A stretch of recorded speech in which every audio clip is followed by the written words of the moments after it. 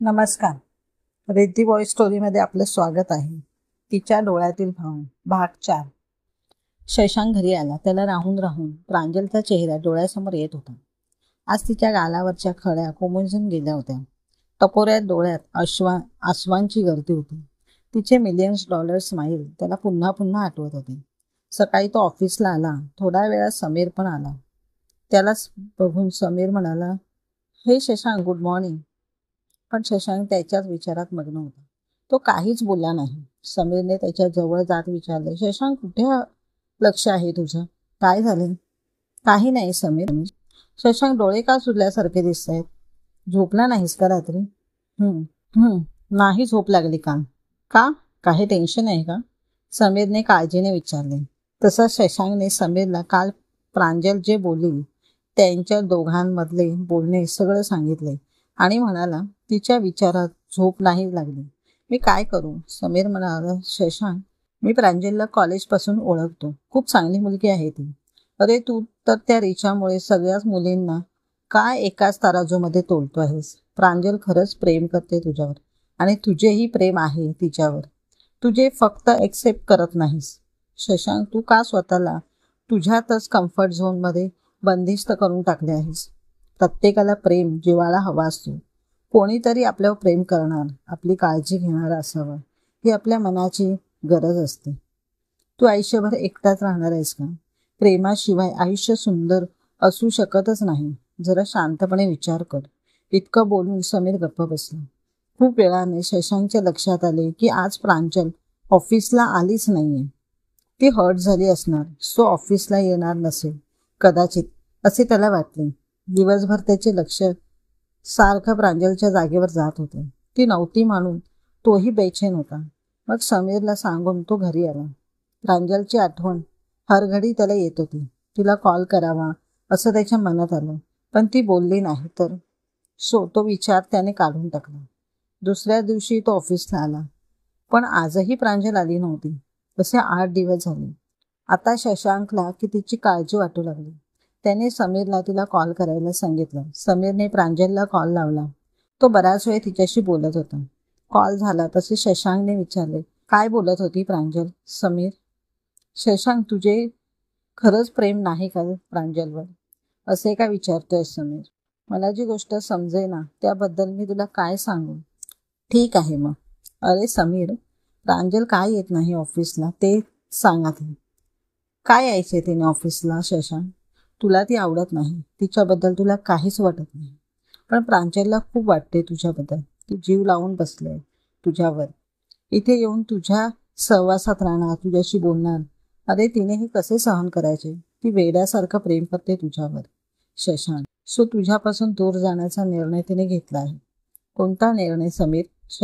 शशांक, तिने रेझर्वेशन दिले आहे. ती जॉब सोडून चालली आहे कायमची. ती मुंबईला जाणार आहे. शशांकला समजेना काय बोलावे. तो गप्प बसून राहिला. तेव्हा समीर आला. म्हणाला, शशांक, प्रांजलसारख्या चांगल्या मुलीला गमावू नकोस. तिचे प्रेम खरे आहे. उद्या जरी तुला प्रांजल हवी असेल तेव्हा कदाचित तू खूप उशीर झालेला असेल. सो आत्ता विचार कर आणि निर्णय घे. खूप उशीर करू नकोस. इतकं बोलून समीर त्याच्या केबिनमधून बाहेर पडला. शशांक खूप अस्वस्थ झाला. त्याला प्रांजलची खूप आठवण येत होती. समीरचे शब्द मनात घोंगावत होते.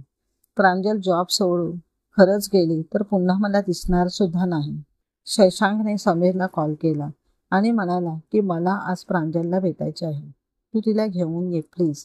मी बोलावले तर कदाचित ती येणार नाही. समीरला समजले शशांकच्या मनात काय आहे. त्याने प्रांजलला भेटण्यासाठी बोलावले. समीरच्याच घरी तो एकटा होता. सो प्रांजलला त्याने घरीच बोलवले. ती यायला तयार झाली. तसे समीरने शशांकला त्याच्या घरी यायला सांगितले. इतक्या दिवसांची प्रांजल भेटणार यामुळे तो खुश झाला. पण शशांक ही समीरच्या घरी येतो आहे याची प्रांजलला कल्पना नव्हती. प्रांजल समीरकडे आले. दोघे कॉफी घेत बोलत होते. समीरने विचारले, प्रांजल, तू तुझा निर्णय पूर्ण विचार करून घेतला आहेस का? हो समीर, मी विचार करून हा निर्णय घेतला आहे. मुंबईला माझी मैत्रीण आहे. तिने जॉब पाहिला आहे माझ्यासाठी. म्हणजे शशांकपासून दूर जाणार. पण जमेल तुला त्याच्यापासून दूर राहणं? यावर प्रांजल काहीच बोलली नाही. तिला माहीत होते की शशांकशिवाय ती राहू शकत नाही. पण मनावर दगड ठेवून तिने हा निर्णय घेतला होता. शशांकच्या कठोर मनाला पाझर फुटे अवघड आहे हे जाणून होते. थोड्याच वेळात शशांक तेथे आला. त्याने दोघांना हॅलो केले, पण प्रांजल काहीच बोलली नाही. पण शशांकला पाहून तिला खूप बरे वाटले. 8-10 दिवसांनी ती त्याला पाहत होती. त्या दोघांना बोलायला मिळावे म्हणून समीर तिथून उठून दुसऱ्या रूमकडे गेला. शशांक प्रांजल जवळ गेला तसे तिच्या हृदयाची धडधड वाढू लागली. तो म्हणाला, प्रांजल कशी आहेस? ठीक आहे सर. शशांक म्हणाला, मला बोलायचे आहे तुझ्याशी. आपल्यात बोलण्यासारखं काही उरलेलं नाही सर. आणि माझ्यावर ओरडायला आता मी तुमची एम्प्लॉय सुद्धा नाही. म्हणजे मी फक्त तुझ्यावर ओरडतो, कधी प्रेमाने बोलत नाही, असेच ना? I am so rude heartless person. मला कोणाची पर्वा नसते. I am so bad Pranjal. म्हणूनच तुला सॉरी म्हणायला आलो आहे. सर, तुम्ही सॉरी म्हणायची गरज नाही. का गरज नाही? मी तुला खूप हर्ट केले आहे प्रांजल. ते मी कधीच विसरून गेले. हो, मग तरीसुद्धा हा जॉब सोडून चालली आहेस? हो, कारण मला इथे राहायचे नाही. पण तू अशी जॉब सोडून जाऊ शकत नाहीस. सर, आता तुमची मर्जी किंवा जबरदस्ती नाही चालणार. हा माझा निर्णय आहे. हो, ही माझी जबरदस्ती समज. हो, ही माझी जबरदस्ती समज. मी तुला कुठेही जाऊन देणार नाही. का पण सर? ते रागातच बोलले. Because I also love you so much and I can't live without you. प्रांजलला क्षणभर काही समजले नाही. ती म्हणाली, काय म्हणालात sir? Say again. Yes Pranjal, I love you. Really? प्रांजलने ऐकताच त्याला घट्ट मिठी मारली. त्याच्या बलदंड बाहुपाशात तिचं सारं जग सामावलं होतं. शशांकने तिच्या डोळ्यात पाहिले. विचारले, हॅप्पी नाव? ती बोलली, व्हेरी मच सर. तसे त्याने तिच्या ओठांवर आपले बोट ठेवले आणि म्हणाला, don't call me sir, only Shashank. हा शशांक. ती हसून बोलली. त्याने तिचा चेहरा आपल्या हातात धरला आणि अलगद आपले ओठ तिच्या ओठांवर टेकवले आणि त्याने तिचे दीर्घ चुंबन घेतले आणि तिला अजून घट्ट मिठी मारली.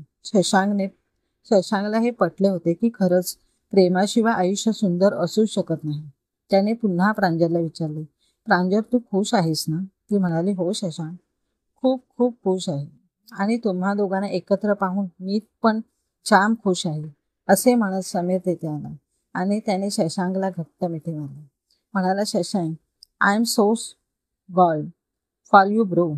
असंच आनंदी राहा. आणि आता तुम्ही दोघे जा फिरायला, मी जातो ऑफिसला, म्हणत समीर निघून गेला. शशांक प्रांजल कारमध्ये बसले. शशांक प्रांजलला म्हणाला, प्रांजल, मला सगळ्यात जास्त आवडते ते तुझे खळी पडणारे $millions स्माईल. सो ते स्माईल कायम तुझ्या चेहऱ्यावर असेल याची मी काळजी घेईन, असे म्हणत त्याने FM सुरू केले. तर गाणे लागले. चाहा तो बहुत न चाहे तुम्हें, चाहत पे मगर कोई जोर नहीं, दिल है तो है तुम पे आ ही गया, दिल का सनम ये सुकून नहीं. चाहा तो बहुत दिल है तो है तुम पे आ ही गया, असे म्हणत शशांकने प्रांजलचा हात आपल्या हातात घेतला. कधीही न सोडण्यासाठी. समाप्त. कथा आवडल्यास चॅनलला लाईक व सबस्क्राईब करा.